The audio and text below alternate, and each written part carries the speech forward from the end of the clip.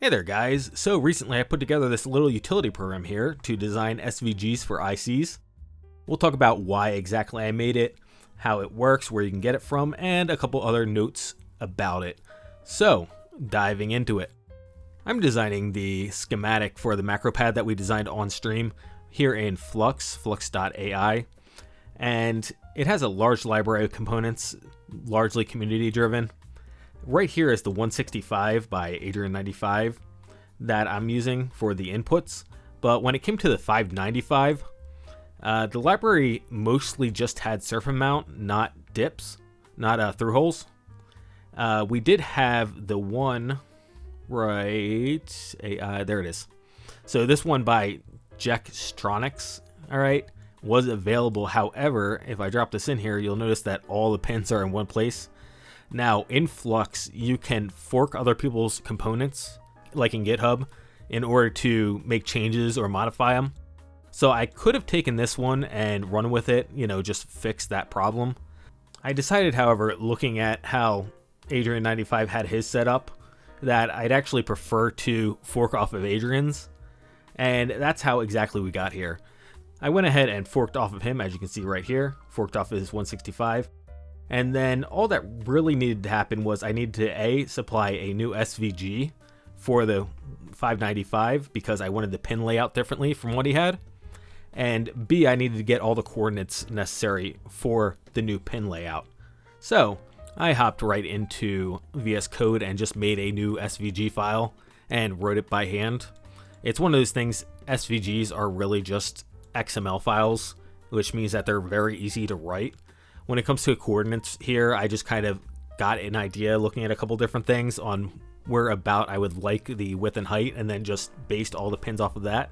Inside of the Flux documents, they mentioned specific sizes for the pins, so I just worked off of those sizes for the pins in order to get the length of the pins. Everything else just ends up being, stroke 1 width.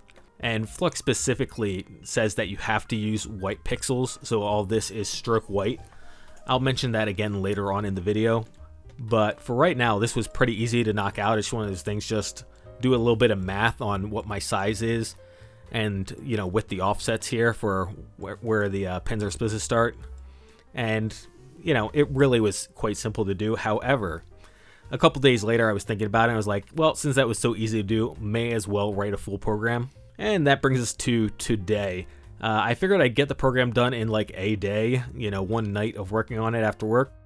And I did technically do that. Basically what happened is I got it done, it was working. And while I was using it, I realized there were some quality of life changes that I could make to make it easier to use. And because I did it all in one day, the code style was just plain bad. Like I mostly had magic variables. Pin length was the only variable that I had actually listed. Everything else was just in code. And obviously there were no types or anything like that. I just banged it all out really quick.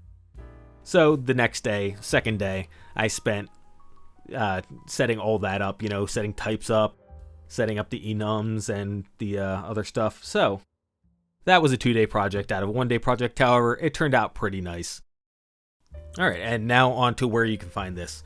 So as you can see, GitHub right now for this video is rather bare bones. I will have a README up within 24 hours of this video going up, and I'm also going to create a release because I did create an executable for it using AutoPy2exe.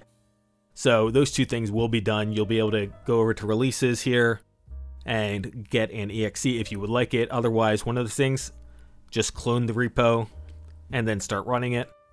Right here, Adamant Life IC SVG Designer. Easy enough to get started. And now we'll talk about how the program actually works. All right, so starting out in the terminal here, as you can see, I had this installed in an environment, so I activated the environment. If you pip install it, wherever you pip install it, just make sure that you have access to it that way. Starting off, when you pip install it, we have a commandlet here, IC SVG Designer, and that will automatically launch it. Otherwise, other two ways of doing it without the exe is Python IC SVG Designer, and you'll notice that I'm in the top level here, so that's why I've got to do this. But we can do either a init or main. We can use either of those. And the main means that we can also do Python -m ICSVG designer. And that is the third way. So I was originally intending to have a more robust CLI available, but since it ended up being a lot more of an actual standalone program, an actual GUI, I decided that wasn't really necessary. So one of those things, if there are options you'd like to see put in here, technically speaking, I can think of a sum. For example, we could do a command line where you just input the pins, but the problem with that is that it gets pretty verbose pretty quickly. The other option would be to accept a JSON as a setup file. That is a lot more reasonable, but one of those things, I did not think it was necessary myself, because with this kind of a program, you're only really going to run it once per IC as far as I could figure. So I didn't think that there'd be any need to have a specific JSON file to load multiple times. There was no point in running it more than once. So that's why I did not include it. But if you tell me otherwise, if you tell me that there's actually a need for that, I can go ahead and add that in. Otherwise, we can go ahead and come back to the program itself. All right then, with the program up and running, let's talk exactly how it works. So as you can see in the top right here, we have all these different options. These are very straightforward. As you can see, as you change values, the display does update in real time. Everything is exactly as it says on the tin here. Number of pins per side, because this is specifically an IC designer, SVG designer, we only have the 4 sides. We're just going to default to a rectangle and have pins on each side. And if we do that, we now have 16 pins, which is how many pins I have on the 595. We are going to go ahead and fill this out like a 595, and I will show you the difference in how it outputs compared to what I wrote. Spoiler alert, it is not very different. Once we have all these numbers filled in, we can start filling in specifics. So down here in this grid, we have name, pin number, side. The side is just for your reference, so you know which pins you're looking at. The pin number you can set, and the name you can change. Very straightforward. To change either of these, you just double click on the cell and you get an entry window. So we will go ahead and set this to SER, serial. And either by hitting enter or clicking out. So this one would be QH prime is what I had this as. By clicking out into another cell, we can see that that also sets it. So I'm going to go ahead and fast forward through getting this all set up as a 595, and we'll move on to pin number after that.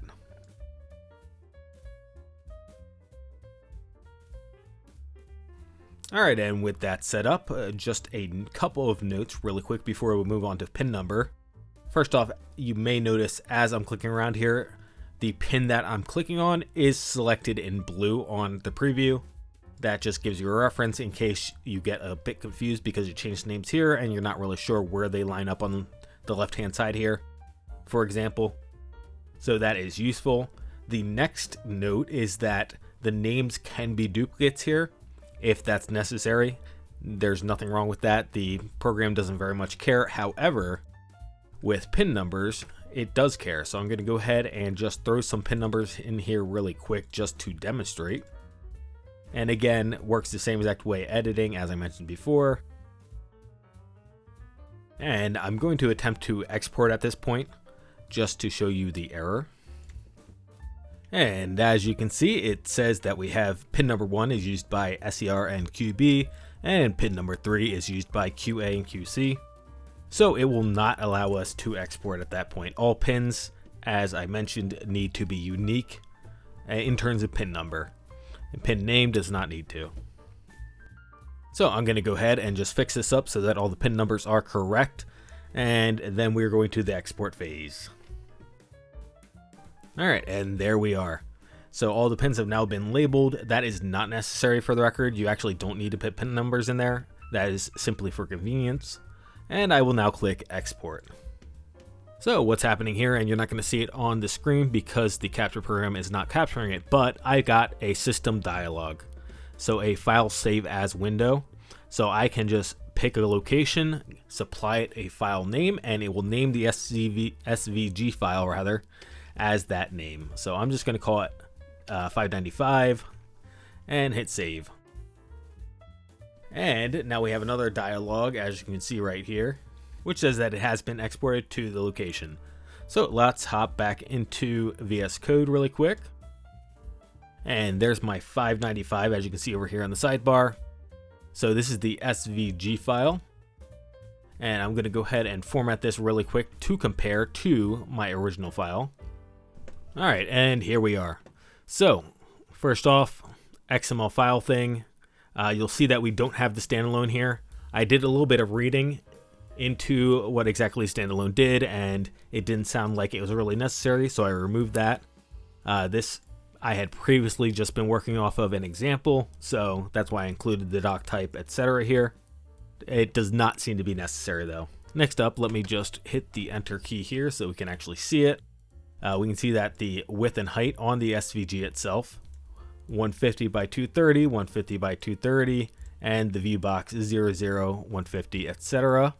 That matches up exactly, so that's good to know. Next up, the rect here. You can see that my X and Y are the same, and the width and height, so this is doing a good job duplicating exactly what I had there before. And if we look at the rest of this, we'll notice that over here the stroke is black, and that's because that's what kind of makes sense. Again, Flux demands that we use white for our pixels, so if I were to import this into Flux, I'd actually need to change this, just replace all the stroke equals black with stroke equals white. Otherwise, looking at the coordinates, first off, we can see that we have ID for the pin names, so that all is lining up, right? And then for the coordinates, we can see that all of these in the top half, our first 8 pins are correct, but the second half, you'll notice that all the pin spacing is different. So basically what happens here is when I wrote this by hand the first time, I had these pins, as you'll notice, lining up with pins on the other side. So what that meant in practice is that in theory, if I divide this IC into 8 different slots, 8 different pin locations on each side, the one side is full of pin locations, and then the other side only uses pin locations 2 through 7. However, that is something we can achieve over here. So you may prefer this way right here, which is it took the 6 pins and it spaced them out evenly across the one side. However, if you'd like it in this format, where these pins are in line with the pins on the other side, we can actually do this in the program. So what I'm going to do is I'm going to add 2 more pins to the right hand side, and then I'm going to come over here and I'm going to go ahead and click on the top and the bottom pin. So we have 8 pins on each side, which means that each pin is lining up across to the opposite pin. However, I don't want to use this pin and this pin. So if I come over here, you'll see that I have 2 more pins, a pin 7 and a pin 8 in our dialog right here. Well, all of my pins now, because this first pin on the right hand side is now red, which means that it's disabled, which means that I'm not using it. Well, now I'm going to just have to shift all of this down by 1. So I'll do that really quick.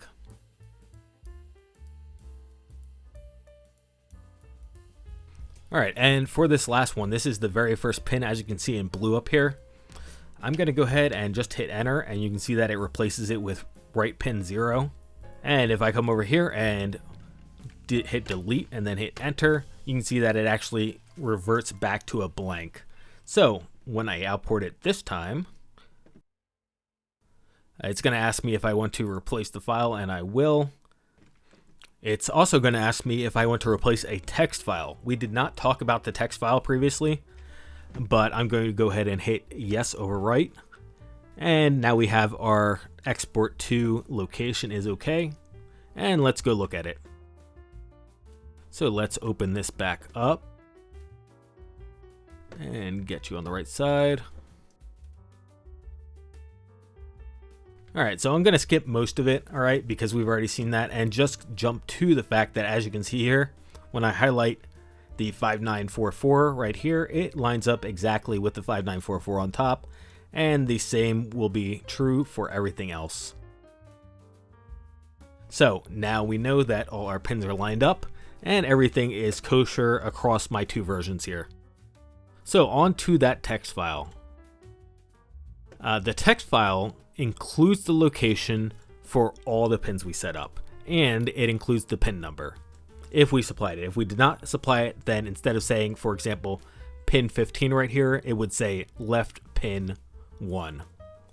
So these locations in the top half, as you can see right here, says pin locations from top left. That makes sense to me. That seems logical. And this will give you the location, as you might suspect, with the origin in the top left, which is exactly as the SVG is rendered.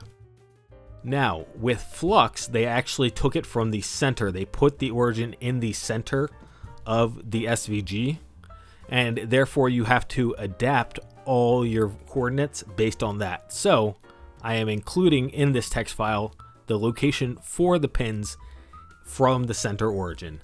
So we find the center, dead center as SVG, and use that as the new origin. And this is largely convenient for, again, setting up the SVG in external programs, because those are going to ask where the pins are. And just for the record, I don't know if I need to tell you this, but these locations are at the ends of the pins. In other words, the point furthest away from the IC, not the point where the pin is connecting to the IC. And another thing to note, I kind of glossed over this, mentioned it very quickly towards the beginning, but I am using 15 pixel pins here. So each pin is 15 pixels long. If you needed that change, we could talk about that in the future if that's a change that actually is necessary. It seems correct to me, and it's one of those things, the length of the pin is only really relative to the body of the IC to begin with. So if you needed it to look longer, then all you would have to do is just use a smaller scale body by adjusting the width and height. So for example, I can make this half as big, and there we go. And relative to the body, the pins are longer, which means that when this SVG gets scaled to whatever your scale is, now the pins are relatively longer. Again, because this is SVG, that actually means that it doesn't have a true scale. It has a recommended scale. The point of SVGs is that they're scalable vector graphics, which means that their size is actually whatever you want it, and they're supposed to be able to scale without losing quality. So for that reason, saying, 15 pixel, like I just did, is, not necessarily true. It's only 15 pixel in a 1-to-1 pixel scale. In any other scale, it could be whatever number you want, really. So that about wraps it up for me. I'm pretty sure I've told you everything you need to know about the program to use it. If there's any other features you feel are necessary for the program, let me know either in the comments or over on the GitHub page as an issue. Feel free to open one up. If you run into any issues with the program, again, GitHub, open up an issue. Easy enough. As for extensions to this program, I'm still looking into that. For example, I very briefly considered being able to add other polygons to the SVG. I don't know, that seems unnecessary to me, which is why I didn't do it. The other thing that I'm looking into is I did not read enough up on it, but I have been reading up a little bit on pads and what kind of pad formats people accept. And I'm considering also making a utility to do the pads and possibly including the PCB pads is what I mean here, the PCB pad as part of this utility program. That way you design the symbol for the schematic and the pad at the same time. So I'm going to dig into that a bit further and see whether or not that's really reasonable. And if it is, then that may be an upgraded version of this later on. If it's not reasonable as an inclusion in this program, I may write a separate program to do that. And if I do, one way or another, I will let you guys know. So, as always, have a great, wonderful day, afternoon, or evening, wherever you're at in the world, and I will catch you next time.